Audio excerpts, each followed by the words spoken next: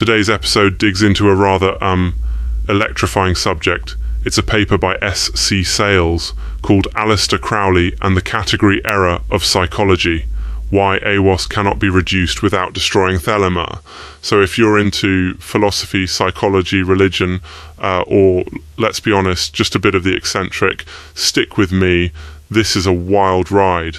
And as I always stress, academic research is all about opening up questions, not handing down absolute truths, right? So, what's the heart of the problem here? C. Sales is wrestling with how modern scholars try to explain away this figure called Aiwass, a central being in Aleister Crowley's system of Thelema, as just a product of Crowley's psyche instead of, say, as an independent spiritual entity Crowley claimed him to be. The core question is, can you simply squeeze spiritual or religious experiences, especially those claiming to be revelations from a supernatural source, into the bounds of psychology? And what happens to Crowley's system?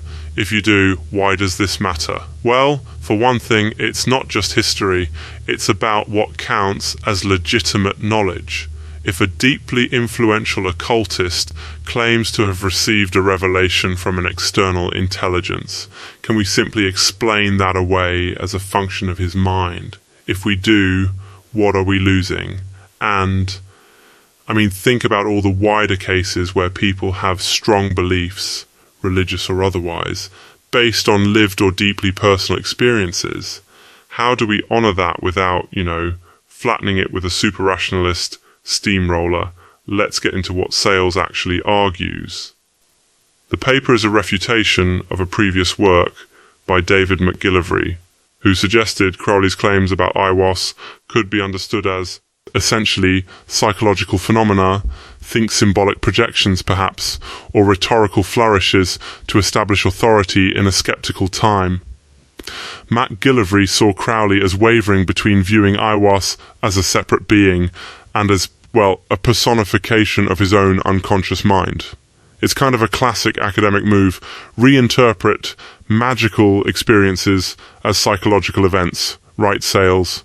In reply says, wait a second, that's a category error. In other words, you can't use the tools of psychology to judge the legitimacy of something that's really a theological claim. Crowley, Sales insists, didn't just waffle about Aiwass. He insisted, more and more, that Aiwass was outside himself, and that to treat Aiwass as just a part of his mind would actually undermine the whole foundation of Thelema, reduce Aiwass to psychology, and you haven't just changed how you interpret Thelema, you've hollowed it out. Crowley's revelation just becomes another dream, another construct. The key finding here is this. Psychology, for all its brilliant insights, isn't designed to evaluate the truth of theological claims. It can describe what goes on inside someone's head, but it can't declare what's actually out there or not. If we enforce a psychological framework by default, we're not being neutral. We're making a metaphysical choice, perhaps unconsciously. And, for Crowley's world, that's not a small tweak. That's game over for the claim that Thelema offers a genuinely new law for humanity, handed down by something else. Aiwass, now the broader point, which I think, honestly, is really intriguing for any listener. Are we, in contemporary culture, or even in academic circles, sometimes too quick to reduce the mysterious, the spiritual, the theologically wild to something psychological or sociological just because those are the languages we've got at hand? If so, what do we risk missing? Could we, by over-explaining, actually close ourselves off to experiences or insights not easily boxed in? There are a ton of practical implications here too. On one hand, why not use psychology to help people make sense of their experiences?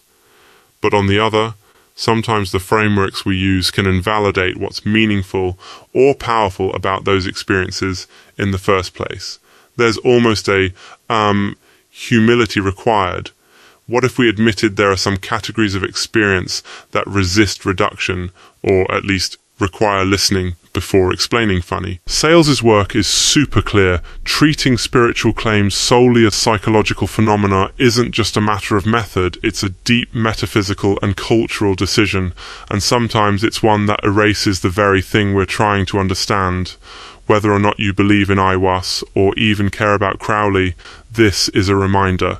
Academic research is an ongoing conversation, not a final word.